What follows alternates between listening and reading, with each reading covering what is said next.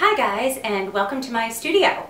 Unfortunately, my blog is still in the process of having it being switched to a new hosting service, and although I can make a blog post, I'm unable to upload any photos. So a blog post without beautiful photos is just no fun. So I thought I'd take the opportunity to chat with you about one of my favorite topics, and that is skincare. As many of you know, skincare is my passion. Of course, I make my living as a professional makeup artist, but as a makeup artist, I do not believe that makeup should be used as a band-aid to cover up things or imperfections that are underneath the makeup. So if you spend quality time with quality products that have targeted ingredients for your specific skincare concerns, your skin's going to be beautiful regardless of whatever type of makeup you choose to put on it. So I'm going to share my top 5 ingredients that I feel like a woman has to have in her skincare arsenal. For me specifically, these are must-haves. The first one is a retinol product. The second one is some type of exfoliation. The third one is hyaluronic acid. And the fourth one is peptides. And then the fifth one are their antioxidants. So I'm going to touch on some of those today and then pick up with some of the others in another post later on.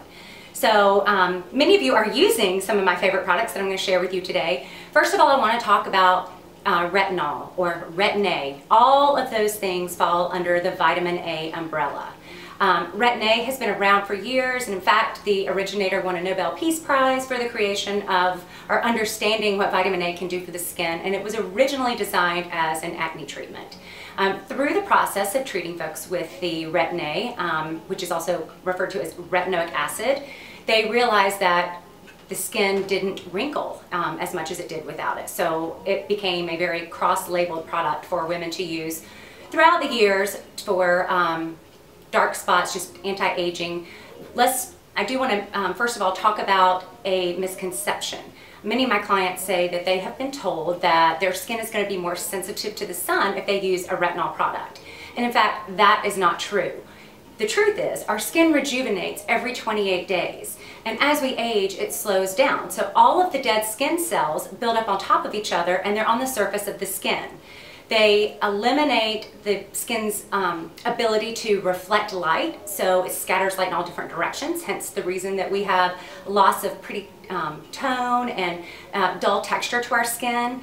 But also, as you can imagine, if you've got dead skin cells built up on the surface of your skin, then it's going to be a thicker layer that the sun has to work through to penetrate the skin. Now that doesn't mean that you're not going to get any sun damage, but what it does mean is when you are using ingredients that are targeted to slough off the dead skin cells, your skin is going to be newer, fresher. You're not going to have all those dead skin cells built up on top, so it's going to be more susceptible to sun damage, just like a baby's skin is more susceptible to sun damage. So no, retinol or Retin-A does not make your skin more sensitive to the sun.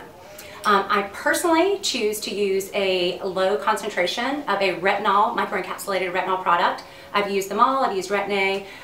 My favorite retinol product is from SkinCeuticals, and I used the 0.5 and the 0.1 up until this past November. And the reason that I stopped using it is that although it did help in making my skin look better, let me backspace a little bit, retinol or Retin-A is the only product that is going to prevent a wrinkle. It's the only thing that can minimize a fine line, but absolutely nothing other than surgery is going to take away a wrinkle. So with the SkinCeuticals, I was seeing great results with the fine lines and texture to my skin, but what I didn't like was about every 4th or 5th day, my texture looked leathery. That's the only way I can describe it. It just didn't have that pretty radiance and luminosity to it that it did on other days. And that is just from the process, because what Retin-A or retinol does is it inflames the skin to initiate cell turnover. So as we're initiating new cell growth, the dead skin cells have to go somewhere. So that is what I was seeing on my skin. So what I chose to do, after doing a lot of research, I realized that if you use a retinol product with a glycolic product, they work much better together. So when you use them together, then you can use a lower concentration of retinol and still get the same results.